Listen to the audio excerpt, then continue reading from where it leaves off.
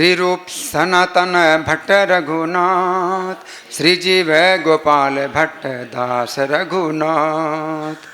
श्रीला रूप गोस्वामी, श्री सनातन गोस्वामी, श्री भट्ट रघुनाथ, श्री जीव गोस्वामी, श्री गोपाल भट्ट गोस्वामी तथा श्रीला रघुनाथ दास गोस्वामी मेरे शिक्षा गुरु हैं। तो कृष्णदास कविराज इस ग्रंथ का जब प्रारंभ करते हैं तो इन सब जो वरिष्ठ वैष्णव हैं उनका स्मरण करते हैं।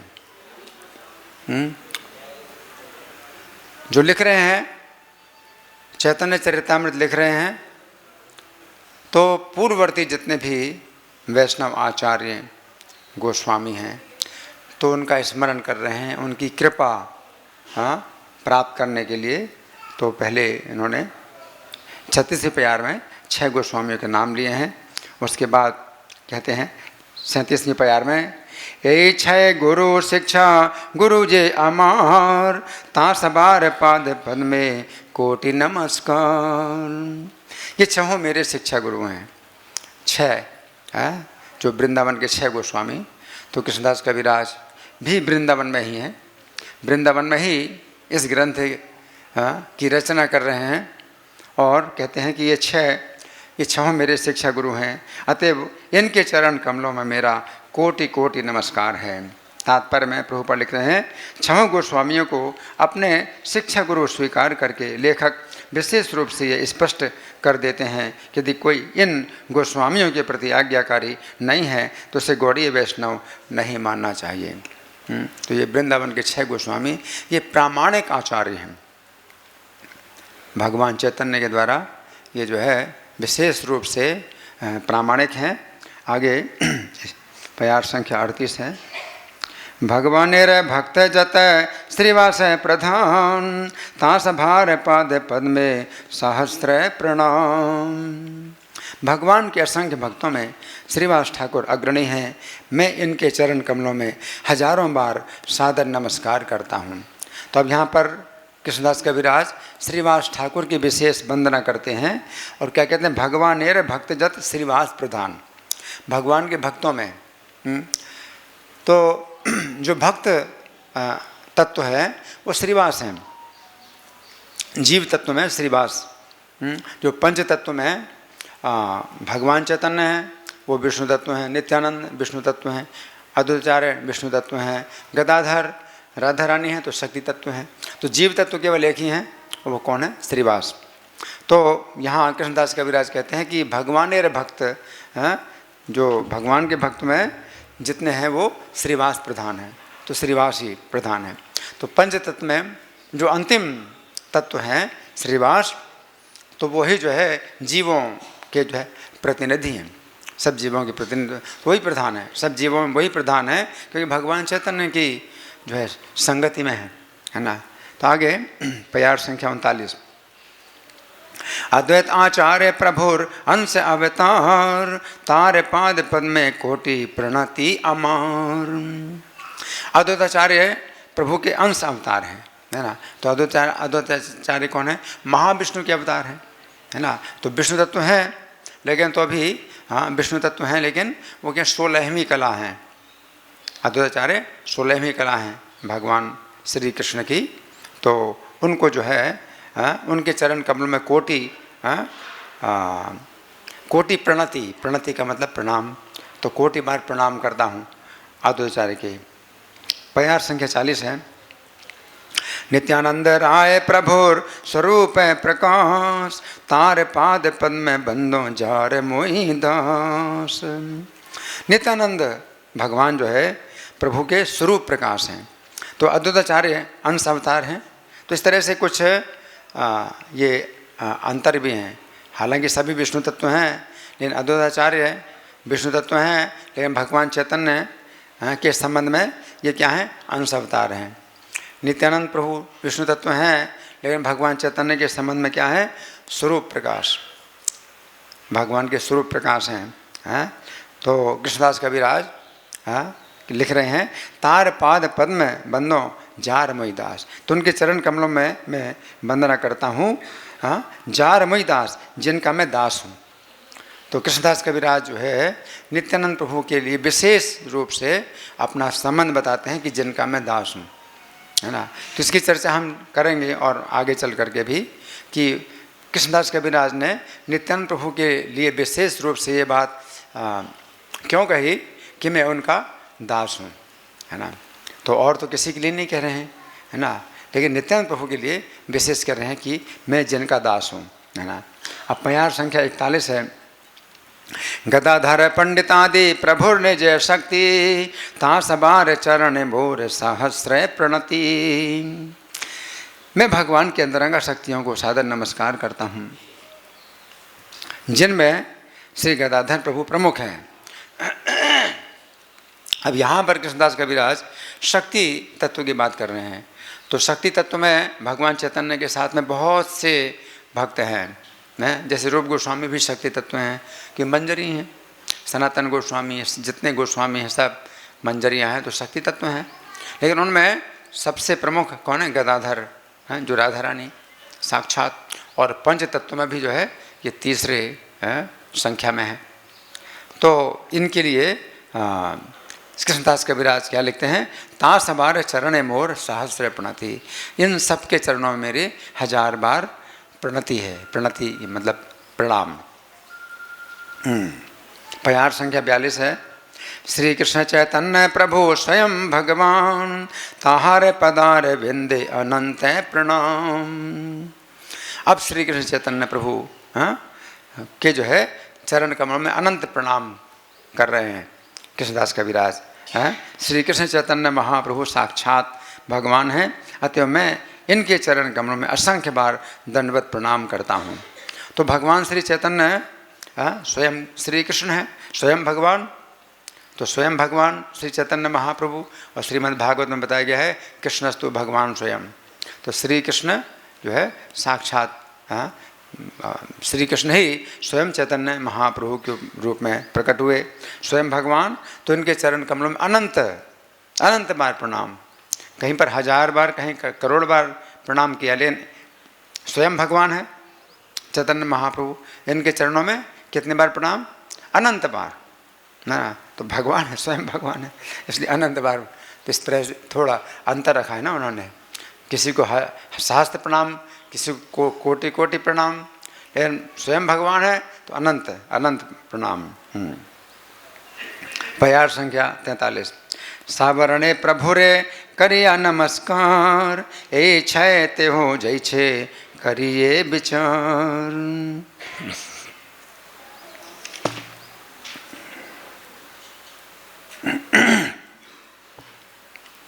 भगवान चैतन्य महाप्रभु तथा उनके समस्त पार्षदों को नमस्कार करने के बाद अब मैं उन 6 विविधताओं की एकता की व्याख्या करने का प्रयत्न करूँगा। तो यहाँ कृष्णदास कविराज कह रहे हैं कि 6 प्रकार की विविधताएं हैं, इनको जो है इनकी एकता की व्याख्या करूँगा। तो तात्पर्य में प्रभुपाद लिखते हैं पूर्ण पुरुषोत्तम भगवान के अनेक अनन्य भक्त हैं, और ये सभी भगवान के चारों ओर रहने वाले पार्षद माने जाते हैं। तो प्रभुपाद क्या समझा रहे हैं कि भगवान चैतन्य के चारों ओर रहने वाले हैं पार्षद। तो भगवान श्री कृष्ण जब प्रकट होते हैं कलयुग में और संकीर्तन आंदोलन को प्रारंभ करने के लिए प्रकट होते हैं, तो अपने पार्षदों के साथ आते हैं। तो भगवान अकेले नहीं आते हैं, अपने पार्षदों के साथ आते हैं। और वे कैसे पार्षद होते हैं? सांगोपांगास्त्र पार्षदम, उनके अंग हैं, उपांग हैं, अस्त्र हैं और पार्षद हैं, है ना। तो इन सबसे घिरे रहते हैं। तो भगवान स्वयं अकेले नहीं आते। जैसे कोई राजा अगर अपने स्थान से किसी दूसरे स्थान में जाता है तो उसके साथ में बहुत से उसके सहयोगी होते हैं। तो इसी प्रकार से भगवान चैतन्य जब कलयुग में इस धराधाम पर संकीर्तन आंदोलन प्रारंभ करने के लिए आते हैं, तो उनके साथ में बहुत से सहयोगी होते हैं, पार्षद हैं, है ना। तो यहाँ प्रभुपाद लिखते हैं कि चारों ओर रहने वाले पार्षद माने जाते हैं और सभी अनन्य भक्त हैं। आगे कृष्ण की पूजा उनके भक्तों के साथ की जानी चाहिए। तो प्रभुपाद क्या कह रहे हैं कि कृष्ण की पूजा अकेले नहीं करना है, उनके भक्तों के साथ करना है ना। तो यज्ञ संकीर्तन पैर हितंत ही सुमेधसा कृष्ण वर्णम तुषा कृष्णम सांगोपांगास्त्र पार्षदम। तो यज्ञ जो कलयुग में जिनकी बुद्धि शुद्ध होगी सुमेधसा, तो वे पूजा करेंगे। किसकी पूजा करेंगे? भगवान श्री चैतन्य की पूजा करेंगे, लेकिन अकेले नहीं करेंगे। श्री चैतन्य की अकेले पूजा नहीं करेंगे, अंग उपांग अस्त्र और पार्षद के साथ। उनके अंग उपांग अस्त्र और पार्षद भी साथ में हैं, इस प्रकार से पूजा करेंगे। तो वो क्या है? पंच तत्व। कृष्ण वर्णम तो सा कृष्णम, ये तो एक तत्व हो गया भगवान श्री चैतन्य का, कृष्ण वर्णम तो सा कृष्णम। फिर अंग उपांग अस्त्र पार्षद, ये 4 तत्व और हैं। अंग तत्व है, उपांग तत्व है, अस्त्र तत्व है, पार्षद तत्व है। तो कुल मिला के कितने हो गए? पंच तत्व। तो पंच तत्व की पूजा करेंगे, भगवान चैतन्य की जो है पूजा करेंगे, तो उनके भक्तों के साथ करेंगे। यहाँ प्रभुपाद लिखते हैं कि कृष्ण की पूजा उनके भक्तों के साथ की जानी चाहिए। अतएव ये विविध सिद्धांत वो सनातन सामग्री है जिसके माध्यम से परम सत्य तक पहुँचा जा सकता है। तो ये सिद्धांत क्या है?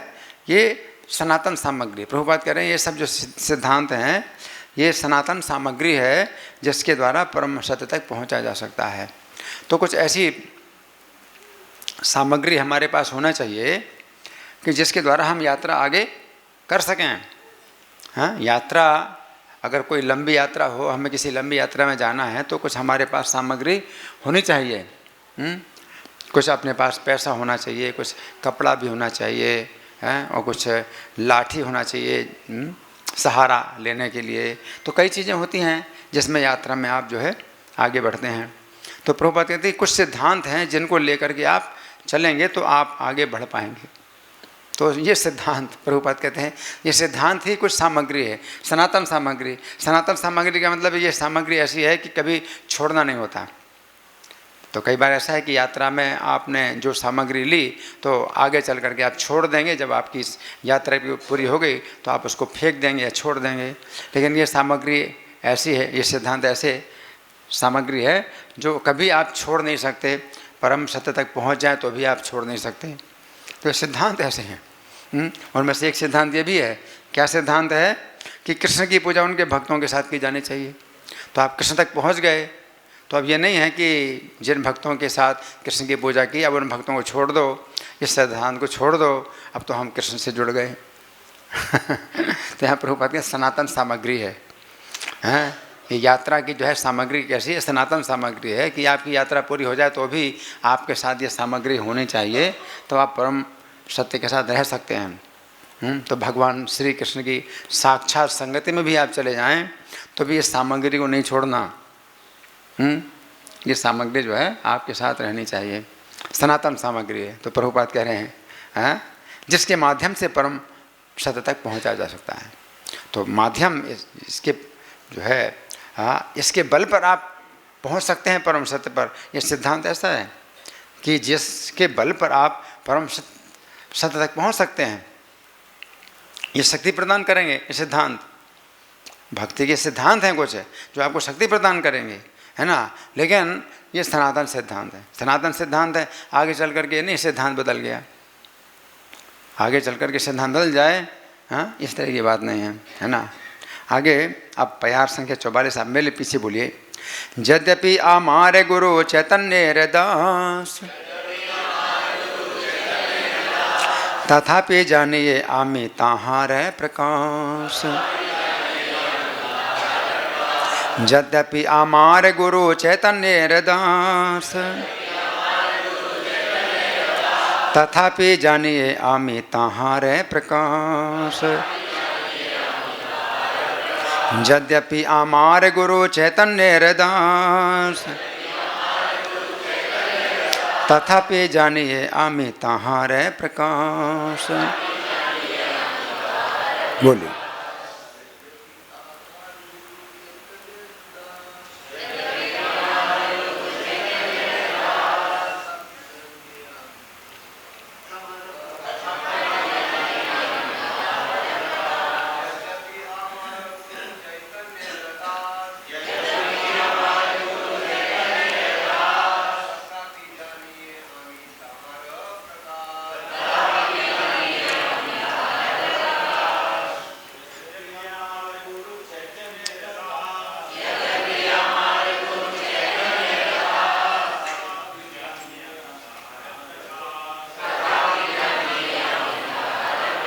वैष्णव देवियाँ,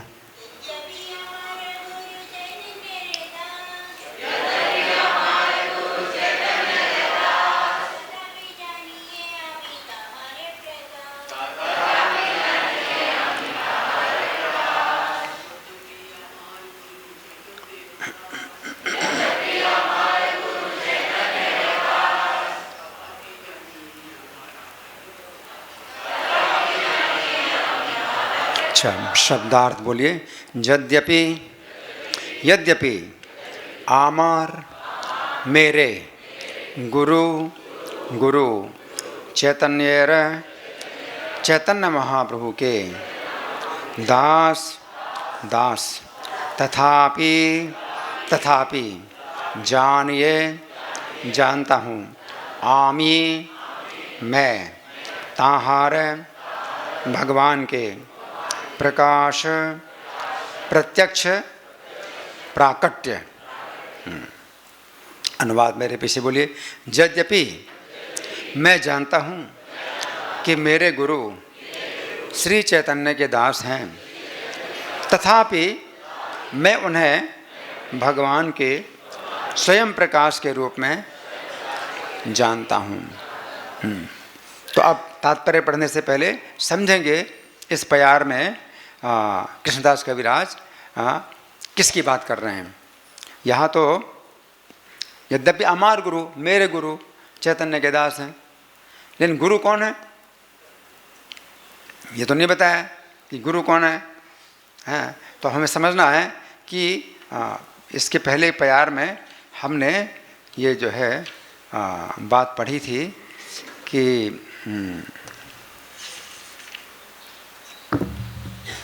36वां है और 37वां, हाँ 40वां प्यार में नित्यानंद राय प्रभु स्वरूप प्रकाश तार पाद पद्म बंदो जार मोई दास। तो जिनका मैं दास हूँ, तो नित्यानंद प्रभु के लिए 40वें प्यार में कृष्णदास कविराज कहते हैं जिनका मैं दास हूँ। तो नित्यानंद प्रभु के लिए कह रहे हैं जिनका मैं दास हूँ, है ना। तो यहाँ अब जो है प्रभुपाद जो तात्पर्य लिख रहे हैं वो इस आधार पर लिख रहे हैं कि कृष्णदास कविराज इस प्यार में नित्यानंद प्रभु के लिए संकेत कर रहे हैं। नित्यानंद प्रभु का नाम नहीं है। यद्यपि हमारे गुरु चैतन्य, यद्यपि हमारे गुरु चैतन्य के दास हैं, तो चैतन्य के दास तो सभी हैं, तो किसको कहें कि किसके लिए कह रहे हैं कि मेरे गुरु, तो उनके गुरु कौन है ना।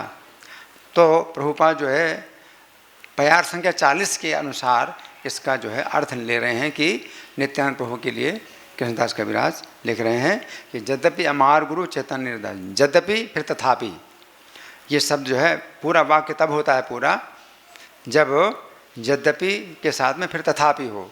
तो यद्यपि मेरे गुरु चैतन्य के दास हैं, तथापि, तथापि का मतलब है कुछ और विशेष बात।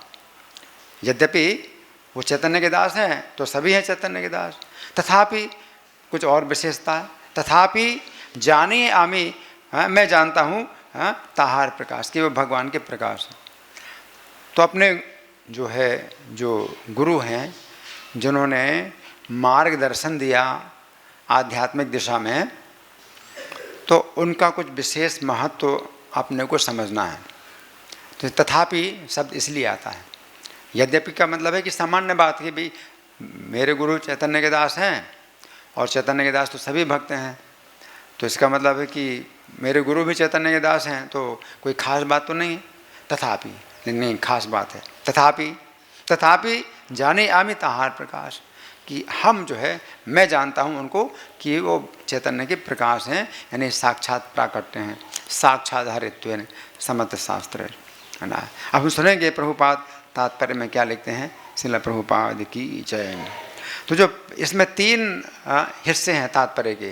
जो पहला हिस्सा है वो प्रभुपाद जो है सिद्धांत के रूप में बता रहे हैं कि हर व्यक्ति को जो है ये बात समझना है, अपने गुरु के बारे में हर व्यक्ति को समझना है ये बात, क्या की विशेषता है, मेरे गुरु की विशेषता है। हर व्यक्ति को अपने अपने गुरु के प्रति जो है कुछ महत्व की भावना अपनी बनानी होगी, तो प्रभुपाद लिख रहे हैं हर जीव मूलतः पूर्ण पुरुषोत्तम भगवान का दास है और गुरु भी उनका दास होता है। फिर भी गुरु भगवान की प्रत्यक्ष अभिव्यक्ति होता है। तो ये प्रभुपाद जो है ये बता रहे हैं। तो हम लोग रोज गाते हैं साक्षाधारित्वेन समस्त शास्त्र उक्तस, कि साक्षाधारी, सब शास्त्रों ने बताया कि साक्षाधारी, साक्षाधारित्वेन समस्त शास्त्र उक्तर, सभी शास्त्रों ने कहा है। भावित एवं सद्भी, और सत्पुरुषों ने इस प्रकार की भावना भी की है। किंतु, फिर किंतु हम लोग रोज बोलते हैं किंतु, किंतु प्रभोर्या प्रिय एवदस, ये भगवान के केवल प्रिय हैं। अब साक्षाधारी का जो अर्थ है वो यही समझो कि भगवान के प्रिय, इसलिए हम साक्षाधारी कहते हैं, वो गुरु भगवान नहीं है। सब शास्त्रों ने साक्षाधारी कहा है कि साक्षात भगवान है गुरु। किंतु तो विश्वनाथ चक्रवर्ती ठाकुर हमारा जो है संदेह दूर कर रहे हैं। तो कोई व्यक्ति फिर उसको जो है लकीर के फकीर हो जाते हैं, भाई साक्षाधारी गुरु तो भगवान होता है। तो गुरु भगवान है, इसका क्या मतलब है? भगवान जो है राधा रानी के पति हैं, तो क्या गुरु राधा रानी के पति हैं क्या? गलत है ना। तो साक्षाधारी का मतलब क्या है कि कुछ दृष्टि से वो साक्षात भगवान है, कि प्रतिनिधि हैं भगवान के, तो वो साक्षात भगवान है कि गुरु जो है हमें कुछ आदेश दे रहे हैं तो भगवान का आदेश है ये, इस प्रकार से। लेकिन वो नहीं, तत्व से जो है वो भगवान नहीं है। गुरु तत्व जो है अलग है और भगवत तत्व अलग है, वो ईश्वर तत्व है, और गुरु तत्व जो है वो अलग तत्व है ना। तो साक्षाधारित्वेन समस्त शास्त्र उक्तस, तो अपने गुरु को साक्षात हरि मानना है इस दृष्टि से कि भगवान का संदेश ये दे रहे हैं, है ना। तो इस प्रकार से हमें जो है साक्षात हरि मानना है, ये हर दृष्टि से नहीं। हर दृष्टि से गुरु को जो है भगवान नहीं समझना है। तो फिर कोई व्यक्ति जो हर दृष्टि से गुरु को भगवान समझ लेता है तो फिर एक और गलत जो है सिद्धांत बन जाता है उसका, है भाई गुरु भगवान है। तो भगवान की फोटो हटा दी, भगवान का रूप, भगवान की मूर्ति हटा दी, गुरु की पूजा कर रहे हैं, वो भी गलत, बहुत गलत है ना। किंतु प्रभोर यह प्रिय, किंतु गुरु क्या है? प्रभोर यह प्रिय, प्रभु के जो प्रिय हैं। तस्य वंदे गुरु श्री चरणारविंदम, ऐसे गुरु के चरणों की मैं वंदना करता हूँ। तो प्रिय सेवक है ना। तो कभी प्रिय सेवक को साक्षात हरि अगर कहा जाता है तो एक दृष्टि से कहा जाता है कि अगर गुरु को प्रसन्न करें तो वो प्रसन्न होंगे। यस्य प्रसादात् भगवत प्रसाद, तो साक्षात हरि इस दृष्टि से।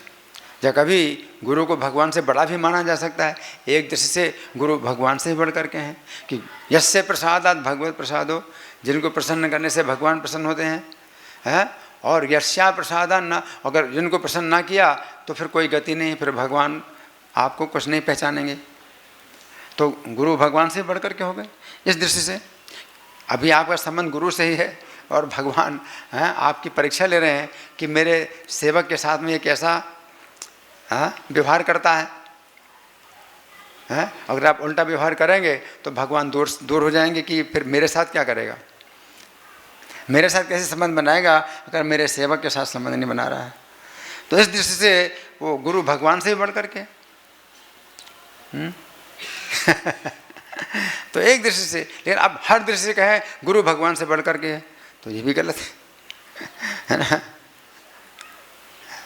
तो एक दृष्टि से गुरु भगवान के समान है, दूसरी दृष्टि से गुरु भगवान से बढ़ करके है, तीसरी दृष्टि से गुरु भगवान का सेवक है।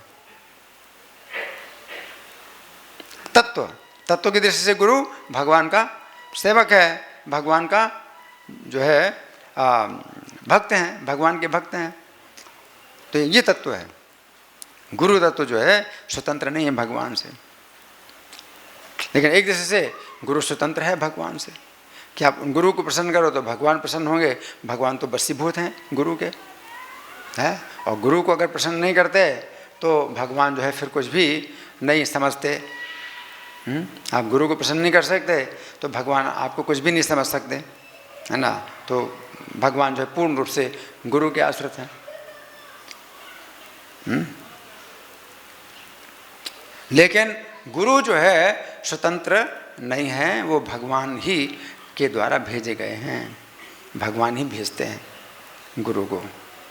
तो जब गहराई से देखें तो गुरु जो है भगवान की ही कृपा मूर्ति है, कृष्ण कृपा श्री मूर्ति।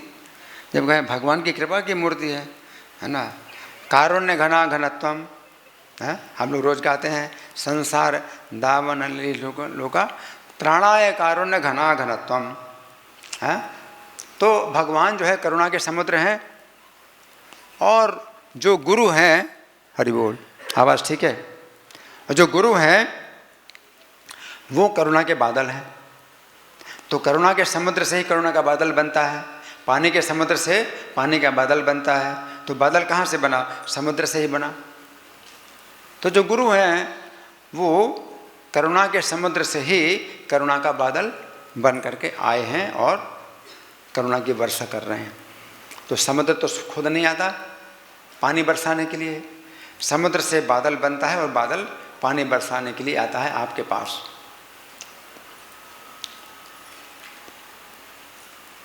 तो ऐसे कहें कि बादल का ज़्यादा महत्व है समुद्र की तुलना में, कि समुद्र से हम करुणा नहीं पा सकते हैं, बादल करुणा की वर्षा करता है। लेकिन अगर गहराई से देखें तो बादल जो है स्वतंत्र थोड़े ही है, समुद्र से ही बना है। तो कृष्ण कृपा श्री मूर्ति, तो कृष्ण की कृपा मूर्ति है। तो प्रभुपाद को कहा जाता है कृष्ण कृपा श्री मूर्ति, है ना। तो यहाँ पर प्रभुपाद लिख रहे हैं कि फिर भी गुरु भगवान की प्रत्यक्ष अभिव्यक्ति होता है। तो अपने गुरु के प्रति हर व्यक्ति की जो भावना है वो कुछ विशेष होती है। तो जैसे वैष्णव की जो है आविर्भाव तिरुभाव होते हैं, तो सभी का हम लोग उपवास नहीं करते हैं।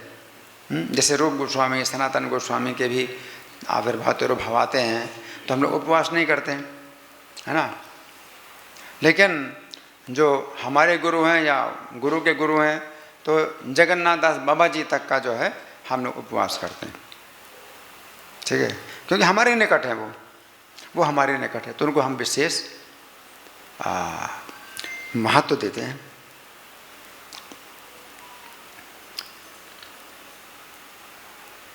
तो जो हमारे निकट हैं, जिनसे हमें शिक्षा प्राप्त हो रही है, उनको हम विशेष महत्व देते हैं। लेकिन उनसे भी बड़े गुरु हैं और गुरु परंपरा में और जो है ऊंचे हैं, ऊंचे पद पर हैं, तो उनका ज़्यादा महत्व है, हमारे गुरु से और प्रभुपाद से ज़्यादा महत्व है। लेकिन तो भी हम महत्व देते हैं जो हमारे निकट हैं, जिनसे हमको शिक्षा प्राप्त होती है। जो इसी प्रकार से है कि बादल तो बहुत से हैं और अलग अलग स्थानों में वर्षा कर रहे हैं, लेकिन जो बादल हमारे ऊपर सिर पर वर्षा कर रहा है उसका ज़्यादा महत्व है हमारे लिए। हमारी दृष्टि में तो वही ज़्यादा महत्व है उसका जो हमारे सिर में वर्षा कर रहा है ना। और समुद्र का तो महत्व है ही है, समुद्र से सब बादल बनते हैं। लेकिन एक दृष्टि से हम कहते हैं कि भाई समुद्र तो खुद नहीं आया हमारे ऊपर वर्षा करने के लिए, ये बादल इसका ज़्यादा महत्व है। लेकिन अगर गहराई से जाएं, तत्व की दृष्टि से देखें, तो कोई भी बादल जो है समुद्र से स्वतंत्र नहीं है, समुद्र से ही बादल बने हैं। तो भगवान की ही कृपा जो है रूप धारण करके गुरु बनता है ना। तो यहाँ प्रभुपाद लिख रहे हैं, फिर भी गुरु भगवान की प्रत्यक्ष अभिव्यक्ति होता है। इस दृढ़ विश्वास के सहारे शिष्य कृष्ण भावनामृत में प्रगति कर सकता है। गुरु कृष्ण से अभिन्न है क्योंकि वो कृष्ण का प्राकट्य है। तो गुरु कृष्ण से अभिन्न है ना। अब ये कहा, लेकिन एक दृष्टि से कहा, हर दृष्टि से आप कहें कि गुरु कृष्ण से अभिन्न है तो फिर गलत हो जाएगा, है ना। फिर वो हो जाएगा वो अद्वैतवाद। अद्वैतवाद दो नहीं है हैं, तो जीव को जो है वो जो है भगवान के साथ एक बना देते हैं। तो हर दृष्टि से ऐसा नहीं है। इसलिए सूक्ष्म सिद्धांत बड़े सूक्ष्म होते हैं और हमें बड़ी गहराई से समझना होता है। एक दृष्टि से हम कहते हैं कि गुरु भगवान से भिन्न है, तो प्रभुपाद कहते हैं क्योंकि वो कृष्ण का प्राकट्य है, कृष्ण की कृपा का प्राकट्य है, कृष्ण की कृपा का प्राकट्य है। कृष्ण की कृपा ने ही जो है गुरु का रूप धारण किया है, गुरु के रूप में कृष्ण की कृपा प्राप्त हुई है, तो कृष्ण से अभिन्न है ना। आगे प्रभुपाद लिखते हैं, अब ये तो पहला हिस्सा जो तात्पर्य का है वो सिद्धांत पर जो है प्रभुपाद बता रहे हैं, ये सिद्धांत। फिर अब दूसरा जो हिस्सा है तात्पर्य का, तो उसमें प्रभुपाद जो है नित्यानंद की चर्चा कर रहे हैं कि यहाँ कृष्णदास कबीरदास ने नित्यानंद का नाम नहीं लिया, लेकिन वो है नित्यानंद, नित्यानंद के लिए बोल रहे हैं, नित्यानंद के लिए बोल रहे हैं। तो प्रभुपाद लिखते हैं, नित्यानंद प्रभु आदि गुरु हैं, जो कृष्ण के प्रथम प्रत्यक्ष प्रकाश या विस्तार रूपी साक्षात बलराम है। अब नित्यानंद तत्व की बात प्रभुपाद बता रहे हैं कि नित्यानंद तत्व क्या है, आदि गुरु। तो नित्यानंद तत्व क्या है, गुरु तत्व हैं नित्यानंद प्रभु, हैं। और वे जो है भगवान की सेवा में लगे हैं और किसी भी जीव को भगवान की सेवा में लगा सकते हैं, है ना। यद्यपि भगवत तत्व हैं, विष्णु तत्व हैं, लेकिन तो अभी वो सेवक भगवान है नित्यानंद प्रभु, है ना। तो यहाँ प्रभु लिखते हैं, नित्यानंद प्रभु आदि गुरु हैं, जो कृष्ण के प्रथम प्रत्यक्ष प्रकाश या विस्तार रूपी साक्षात बलराम हैं। ये भगवान कृष्ण को उनकी लीलाओं में सहायता करते हैं और ये भगवान के सेवक हैं। तो यहाँ प्रभुपाद ने नित्यानंद की चर्चा की है ना। और नित्यानंद प्रभु को कृष्णदास कविराज ने अपना दीक्षा गुरु माना। यहाँ प्रभुपाद लिख रहे हैं 40वीं प्यार का जो अनुवाद है उसमें प्रभुपाद लिख रहे हैं कि श्रील नित्यानंद राम भगवान के पूर्ण विस्तार हैं और मैंने उनसे दीक्षा प्राप्त की है। तो प्रभुपाद लिख रहे हैं कि मैंने उनसे दीक्षा प्राप्त की है। तो कृष्णदास कविराज का वैसे देखा जाए तो नित्यानंद प्रभु के साथ मिलन हुआ ही नहीं कभी। कृष्णदास कविराज का नित्यानंद प्रभु के साथ तो कभी मिलन हुआ ही नहीं, है ना। रघुनाथ भट्ट गोस्वामी हैं, उनके दीक्षा गुरु हैं कृष्णदास कविराज के। लेकिन प्रभुपाद कह रहे हैं, प्रभुपाद लिख रहे हैं कि कृष्णदास कविराज के नित्यानंद प्रभु दीक्षा गुरु हैं। तो विश्वनाथ चक्रवर्ती ठाकुर ने इस संबंध में ये जो है अपना मत दिया है कि कृष्णदास कविराज ने नित्यानंद प्रभु से दीक्षा प्राप्त की। कैसे दीक्षा प्राप्त की? स्वप्न में दीक्षा प्राप्त की, स्वप्न में दीक्षा प्राप्त की, है ना। तो इसमें आगे चल करके वो कथा आएगी कि नित्यानंद प्रभु की कृपा से कैसे कृष्णदास कविराज वृंदावन में आए। तो इनका जन्म हुआ था झामटपुर में और इनके भाई थे श्यामदास। तो इनके भाई श्यामदास ने नित्यानंद प्रभु के जो भक्त हैं रामदास, मीन कीर्तन रामदास, तो उनके साथ बहसबाजी की। तो कृष्णदास के छोटे भाई जो श्यामदास थे, तो उनकी श्री चैतन्य में श्रद्धा थी और नित्यानंद प्रभु में श्रद्धा नहीं थी। तो नित्यानंद प्रभु के जो सेवक मीन कीर्तन रामदास, उनसे कुछ बहस की और मीन कीर्तन रामदास जो है इतने दुखी हुए कि अपनी बंसी तोड़ करके चले गए। तो और ये उसी घर में रहते, इन्हीं के घर में श्यामदास रहता था। तो फिर इन्होंने श्यामदास को जो है खूब कठोर शब्द बोले, खूब कठोर शब्द बोले। किसने बोले? हैं? कृष्णदास ने जो है श्यामदास को खूब कठोर शब्द बोले हैं। और क्या कहा कि ये तुम्हारा अर्ध कुक्कुटी न्याय है। अर्ध कुक्कुटी न्याय है, कुक्कुटी मतलब मुर्गी, तो आधी मुर्गी का न्याय है। आधी मुर्गी मतलब एक मुर्गी सोने का अंडा देती थी, कहावत ऐसी कहानी मतलब बनाई गई है कि एक मुर्गी सोने का अंडा देती थी, तो उसको जो है बड़ा मतलब फ़ायदा होता था, रोज़ सोने का अंडा मिल रहा है। लेकिन वो उसका जो मुख का हिस्सा है वो पसंद नहीं करता था कि उससे दाना खाती। तो उसने सोचा कि मुंह का हिस्सा काट दो, हैं, क्योंकि जो हिस्सा जहाँ से अंडा देती है वो हिस्सा मैं रखूँगा और मुंह का हिस्सा काट दो। तो मुंह का हिस्सा काट दिया तो क्या हो गया? सब बंद हो गया, है ना। तो उसी प्रकार से चैतन्य को तो आप पसंद करते हैं और नित्यानंद को आप पसंद नहीं करते ना। तो इस प्रकार से जो है जो भावना है वो बड़ी जो है विनाशकारी है। तो कृष्णदास ने जो है श्यामदास को बहुत डांटा कि तो सर्वनाश है तुम्हारा, है। तो चैतन्य जो है तुम्हारी सेवा और श्रद्धा कुछ भी स्वीकार नहीं करेंगे, हैं। कि कोई जैसे मुर्गी है, हैं, तो मुर्गी का जो है पीछे का हिस्सा तुम बड़ा पसंद करते हो और मुंह का हिस्सा पसंद नहीं करते हो, तो मुर्गी के प्रति आपका कैसा व्यवहार है? बहुत गलत व्यवहार है, आप तो उसकी हत्या कर रहे हो। तो अगर आप नित्यानंद प्रभु के प्रति आप दुर्भावना करते हैं और चैतन्य के प्रति सद्भावना करते हैं, तो चैतन्य आपकी सद्भावना नहीं मानेंगे। कि मुर्गी क्या मानेगी कि जो है मेरे पीछे के हिस्सा को तो बड़ा पसंद करता है और मुंह का हिस्सा पसंद नहीं करता है ना। तो क्या मुर्गी मानेगी कि हाँ चलो आपका कुछ गुण तो है कि मेरे पीछे का हिस्सा तो आदर करता है और मुंह का हिस्सा जो है काट करके अलग कर रहा है। तो मुर्गी कभी नहीं आपके इस व्यवहार को पसंद करेगी या जो है आदर करेगी। तो इसी प्रकार से चैतन्य तुम्हारी सेवा बिल्कुल भी स्वीकार नहीं करेंगे, नित्यानंद के प्रति तुम्हारी ऐसी दुर्भावना है। तो इस तरह से जब डांटा तो ऐसे कठोर शब्दों का प्रयोग किया अपने भाई के प्रति, तो उसी रात में नित्यानंद प्रभु ने उनको सपना दिया। नित्यानंद प्रभु प्रसन्न हो गए।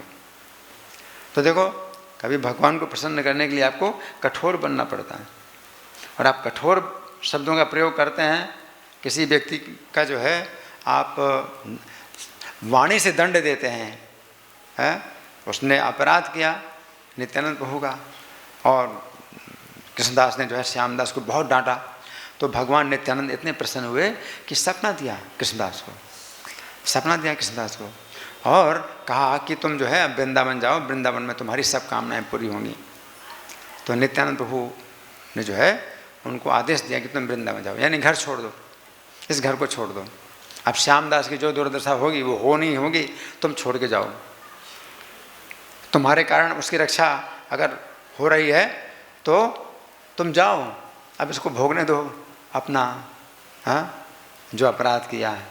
तो नित्यानंद प्रभु ने कहा कि तुम वृंदावन जाओ। तो सवेरे ही अगले दिन सवेरे ही कृष्णदास वृंदावन आ गए। तो विश्वनाथ चक्रवर्ती कहते हैं कि कृष्णदास को जो है नित्यानंद प्रभु ने दीक्षा भी दे दी, स्वप्न में ही दीक्षा दे दी। हालांकि इसका वर्णन नहीं है, लेकिन ये जो है मानना होगा कि नित्यानंद प्रभु से उन्होंने दीक्षा प्राप्त की, जबकि आमने सामने नहीं मिले। कृष्णदास नित्यानंद प्रभु से आमने सामने कभी नहीं मिले।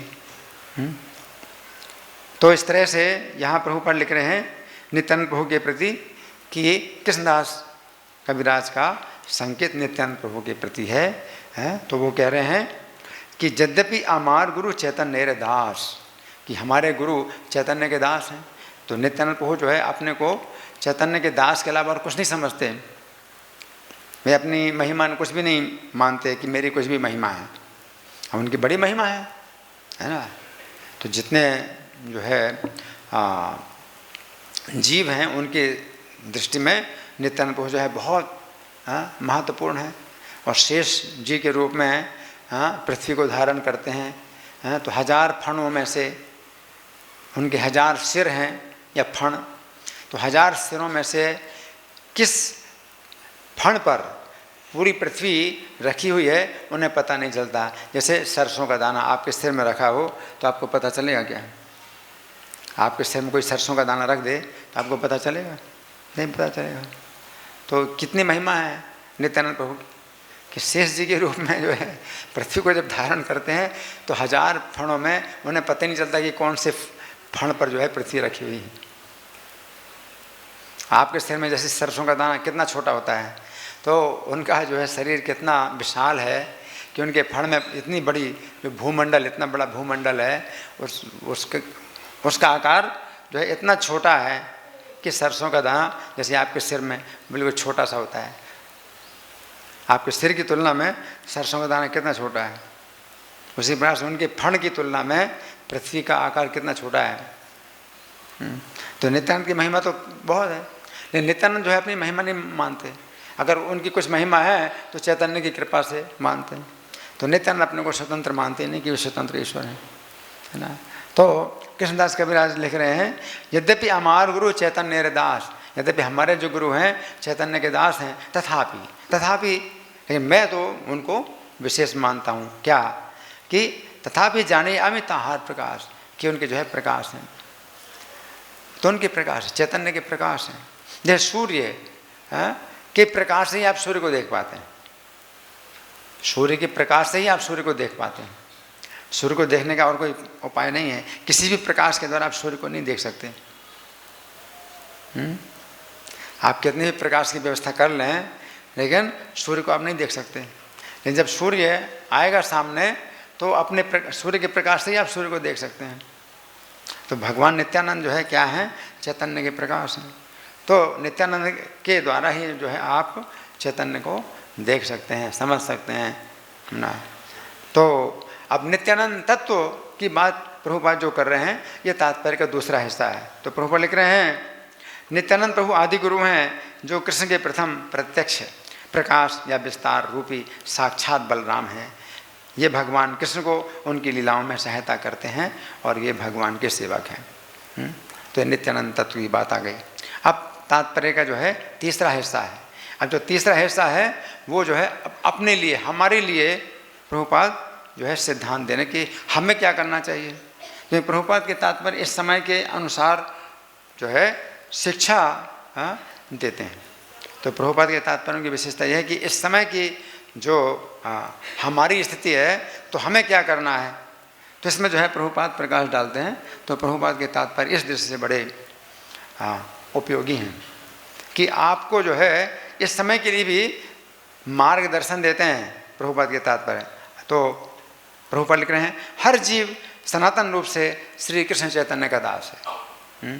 तो जो कृष्णदास कविराज कहते हैं कि यद्यपि हमार गुरु चैतन्य दास, यद्यपि हमारे गुरु चैतन्य के दास हैं, तो प्रभुपाद कहते हैं कि प्रत्येक जीव सनातन रूप से श्री कृष्ण चैतन्य का दास है। प्रत्येक जीव, तो उसमें खासियत क्या हुई, हमारे गुरु चैतन्य के दास हैं तो प्रत्येक जीव चैतन्य का दास है। और कैसा है, सनातन, सनातन दास। ममे वांशो जीव लोके जीव भूता सनातन, सनातन अंश, सनातन दास है ना। तो ये दास का संबंध जो है जीव का ऐसा नहीं होता है कि आगे चल करके वो जो है स्वतंत्र हो जाएगा चैतन्य से, या चैतन्य के साथ एक हो जाएगा, नहीं, ऐसा नहीं है ना। तो प्रभुपाद लिख रहे हैं, अतएव गुरु भी चैतन्य महाप्रभु के दास के अतिरिक्त अन्य कुछ नहीं हो सकता। गुरु का सनातन कर्म यह है कि वो शिष्यों को सेवा भाव का प्रशिक्षण देकर भगवत सेवा का विस्तार करे। तो यहाँ प्रभुपाद अपने लिए संकेत दे रहे हैं। हाँ, ये तात्पर्य का तीसरा हिस्सा है। प्रभुपाद अपने लिए संकेत दे रहे हैं क्या, कि गुरु का सनातन कर्म यह है कि वो शिष्यों को सेवा भाव का प्रशिक्षण देकर भगवत सेवा का विस्तार करे। कि वो ट्रेनिंग देता है, प्रशिक्षण माने ट्रेनिंग, सेवा भाव की ट्रेनिंग देता है गुरु शिष्यों को। तो गुरु के संपर्क में आप रहते हैं, गुरु की संगत में आप रहते हैं, तो आपको सेवा की भाव का जो है ट्रेनिंग मिलती है ना। तो प्रभुपाद लिख रहे हैं कि प्रशिक्षण देकर भगवत सेवा का विस्तार करे। गुरु कभी भी अपने आप को भगवान के रूप में प्रस्तुत नहीं करता, वो तो भगवान का प्रतिनिधि माना जाता है ना। तो गुरु जो है तो भगवान का प्रतिनिधि है, साक्षाधारी, साक्षाधारी भगवान के प्रतिनिधि हैं। लेकिन किंतु प्रभुर्या प्रिय, गुरु वह भगवान का प्रिय सेवक होता है। तो गुरु कभी भी ये दावा नहीं करता कि साक्षात भगवान है और वो कहे कि अब भगवान की पूजा बंद करो, मेरी पूजा करो। गुरु अपनी पूजा कराता है, लेकिन वो ऐसा नहीं करता है कि अब भगवान की पूजा बंद कर दो और मेरी पूजा करो, है ना। जैसे राजा बेन था, तो श्रीमद् भागवत के चौथे स्कंद में राजा बेन की कथा आती है। तो उसने कुछ इसी प्रकार की भ्रांति हो गई उसको कि भाई राजा के शरीर में भगवान रहते हैं। तो भगवान ने कहा भी है, भगवान नराणाम च नराधिपम विभूति में, कि मनुष्य में राजा तो कृष्ण की विभूति है ना। तो उसने फिर क्या समझ लिया कि गुरु साक्षात, राजा साक्षात भगवान है। और हर मामले में तो उसने मतलब अपने को भगवान मान लिया बेन ने, राजा के शरीर में भगवान भी हैं, सब देवता हैं, अब किसी भगवान की पूजा नहीं करना है, मुझे ही भगवान मानो। अब उसने जो है वो गलत सिद्धांत जो है चालू कर दिया और पूरी पृथ्वी में उसने जो है भगवान की पूजा, यज्ञ, ये सब बंद करा दिए। किसी की पूजा नहीं करनी है, राजा ही भगवान होता है, मुझे ही भगवान समझो। तो एक जो है ये भ्रांति हो जाती है ना। तो बड़ी खतरनाक ये भ्रांति है ना। तो यहाँ प्रभुपाद लिख रहे हैं, गुरु कभी भी अपने आप को भगवान के रूप में प्रस्तुत नहीं करता, वो तो भगवान का प्रतिनिधि माना जाता है। किसी शिष्य ने प्रभुपाद से कहा कि प्रभुपाद आप भगवान हैं, तो प्रभुपाद ने कहा, I am no more your guru and you are no more my disciple. Prabhupada को उसने सोचा कि प्रभुपाद ज़्यादा खुश हो जाएंगे, प्रभुपाद को भगवान मानता हूँ। तो प्रभुपाद मैं आपको भगवान मानता हूँ। प्रभुपाद ने कहा कि मैं तुम्हारा ना तो आप गुरु हूँ ना तुम मेरे शिष्य हो। इतने कठोर हैं। कोई कहता है गुरु महाराज आपके चरणों से गंगा जी निकली गुरु महाराज आपके चरणों से गंगा, आप तो भगवान हैं, आपके चरणों से गंगा जी निकली, है ना। तो ये सब जो है बातें ऐसी चल रही हैं, अज्ञान है ना। तो यहाँ प्रभुपाद कह रहे हैं कि गुरु कभी भी अपने आप को भगवान के रूप में प्रस्तुत नहीं करता, वो तो भगवान का प्रतिनिधि माना जाता है ना। तो हम लोग रोज गाते भी हैं, श्री विग्रहाराधन नित्य नाना श्रृंगारतन मंदिर मार्जना दो युक्तस्य भक्तान से नियुंजतोपि, कि भगवान की पूजा में और श्रृंगार में जो है गुरु महाराज स्वयं लगे रहते हैं और भक्तों को भी लगाते हैं। तो वही भगवान की सेवा में लगे हैं, पूजा में लगे हैं गुरु, और भक्तों को भी लगाते हैं। तो गुरु थोड़ी भगवान बनना चाहते हैं, वो भगवान की ही महिमा की स्थापना करना चाहते हैं, है ना। तो हम रोज गाते भी हैं। तो ये जो गुरुवष्टकम है ये बहुत शक्तिशाली प्रार्थना है। तो इसमें वो सिद्धांत दिए गए हैं जिनमें कि मतलब आप कभी भी गलती नहीं करना है। अगर आप रोज़ गाते हैं तो फिर ये सिद्धांत जो है आपके दिमाग में अच्छी तरह से बैठता है। तो यहाँ प्रभुपाद लिख रहे हैं, प्रामाणिक शास्त्रों में व्यक्ति को भगवान होने का दावा करना वर्जित है, किंतु प्रामाणिक गुरु भगवान का सर्वाधिक आज्ञाकारी एवं विश्वस्त दास होता है। विश्वस्त माने कॉन्फिडेंशियल, भगवान जिस पर अपना पूरा विश्वास रखते हैं गुरु के ऊपर। तो जब गुरु को जो है गुरु को भगवान भेजते हैं किसी भी जीव का उद्धार करने के लिए, तो गुरु पर जो है भगवान अपना पूरा विश्वास रख करके भेजते हैं कि ये जो है सही संदेश देगा और उसमें कुछ कुछ बदल फेर नहीं करेगा। तो भगवान के विश्वस्त सेवक होते हैं। तो यहाँ प्रभुपाद लिख रहे हैं कि प्रामाणिक गुरु भगवान का सर्वाधिक आज्ञाकारी एवं विश्वस्त दास होता है, अतः उसका सम्मान कृष्ण के समान ही होना चाहिए। तो आप प्रभुपाद कह रहे हैं कि कृष्ण के समान गुरु का सम्मान होना चाहिए है। तो ये चूँकि भगवान की ही आज्ञा है, तो प्रभुपाद कह रहे हैं कि गुरु का सम्मान कृष्ण के समान ही होना चाहिए, भगवान की आज्ञा है। लेकिन ये मान करके नहीं कि ये हर प्रकार से भगवान बन गए, तो गुरु को भगवान समझ करके नहीं, भगवान के सेवक समझ करके और भगवान के समान सम्मान दो, क्योंकि भगवान की ऐसी इच्छा है। तो प्रभुपाद ने स्वयं अपनी पूजा कराई। कि प्रभुपाद जब गए अकेले विदेशों में, तो और कोई दूसरा तो बताने वाला था नहीं, तो प्रभुपाद को ही बताना पड़ा, प्रभुपाद को ही बताना पड़ा कि कैसे उनकी पूजा की जाए। तो प्रभुपाद ने अपनी पूजा कराई। तो फिर जो बाहरी लोग हैं तो उन्होंने फिर आपत्ति उठाई कि आप तो जो है अपनी पूजा भगवान की तरह कराते हैं, आपने भगवान की पूजा सिखाई इनको, तो ठीक है भगवान की पूजा सिखाई, अब अपनी पूजा भी सिखा रहे हो, तो आप भी क्या भगवान बन गए। तो जो है बाहर के लोगों ने फिर प्रश्न किया। तो प्रभुपाद ने उत्तर दिया, प्रभुपाद ने उत्तर दिया कि जब शास्त्रों में कहा गया है कि गुरु का सम्मान भगवान के समान करना चाहिए, तो मैं क्या कर सकता हूँ मैं क्या कर सकता हूँ। क्योंकि भगवान जो है आपकी पूजा नहीं स्वीकार करेंगे जब तक गुरु के माध्यम से आप पूजा नहीं करते। और गुरु जो है पारदर्शी माध्यम होता है, पारदर्शी माध्यम होता है। इसका मतलब है कि आप गुरु की पूजा करते हैं तो भगवान साक्षात स्वीकार करते हैं गुरु के माध्यम से, और गुरु उस पूजा को अपने पास नहीं रखता है। जब गुरु की आप पूजा करते हैं, है ना, तो वो पूजा जो है, जो गुरु हैं वो अपनी पूजा नहीं मानते हैं, वो पूजा भगवान को दे देते हैं। वो जानते हैं कि मेरी जो पूजा हो रही है ये भगवान के कारण हो रही है, कि मैंने भगवान का संदेश दिया इसलिए पूजा हो रही है, और ये भगवान की ही पूजा है, मेरी पूजा नहीं है।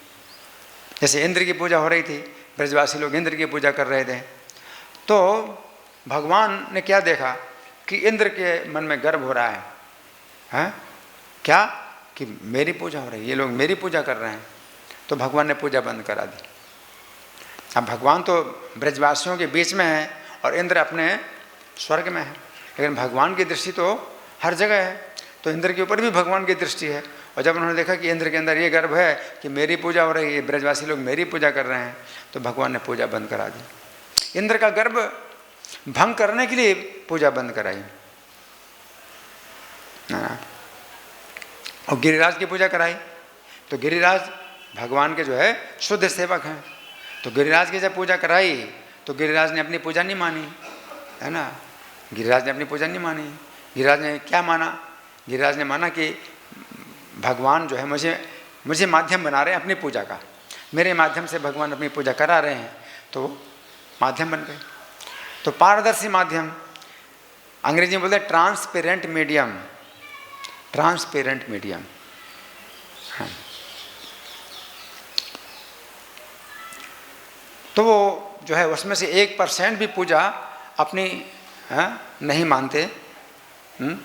जो शुद्ध भक्त होते हैं तो उनका जो भी सम्मान आप करते हैं तो वो उसमें अपना सम्मान 1% भी नहीं मानते हैं, वो भगवान का ही सम्मान मानते हैं कि भगवान के संबंध में ये मेरा सम्मान कर रहे हैं, है ना।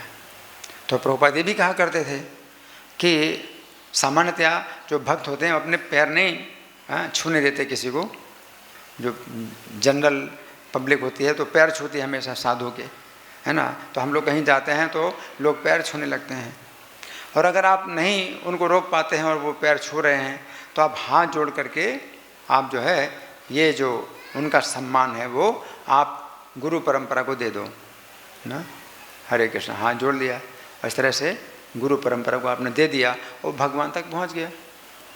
जितनी गुरु परंपरा है सब पारदर्शी माध्यम है, तो भगवान तक पहुंच गया। तो कोई भी सम्मान अगर हो, कोई भी प्रशंसा हो आपकी होती है तो आप उसको जो है आप सुन लेते हैं, लेकिन वो आप पहुंचा देते हैं भगवान तक इसी भावना के द्वारा कि मेरे अंदर कोई गुण नहीं है। अगर कुछ आया है तो जो है भगवान की कृपा से आया है या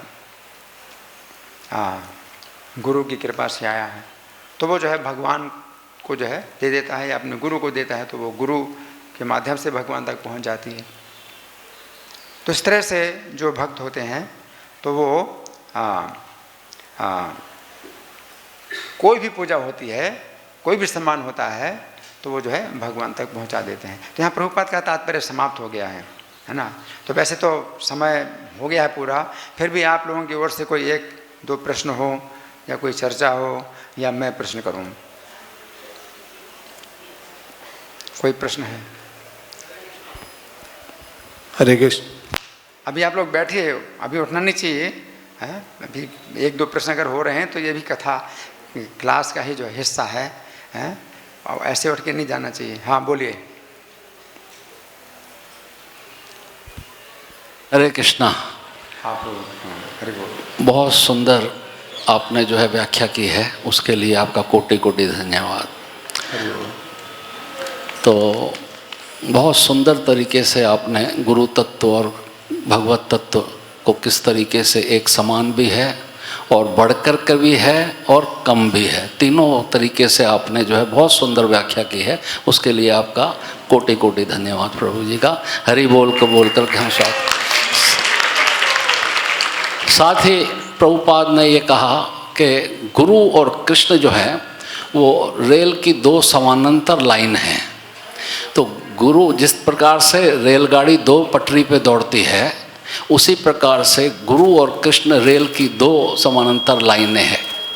तो गुरु की कृपा से कृष्ण प्राप्त होते हैं और कृष्ण की कृपा से गुरु प्राप्त होते हैं। तो इस पे आप थोड़ा सा बता सकते हैं? हाँ, ये जो प्रभुपाद ने बताई बात, ये वही बात है। ये तीन जो स्थितियाँ हैं कि गुरु भगवान के समान हैं, तो गुरु भगवान से नीचे हैं, गुरु भगवान के बराबर है और गुरु भगवान से बढ़कर है। तो तीन बातें हैं। उनमें से जो रेल की दो पटरियों की बात जो है वो कौन सी है? दूसरी वाली, बराबर, कि गुरु भगवान के बराबर है ना। तो आप जो है गुरु और भगवान का जो है बराबर महत्व समझो।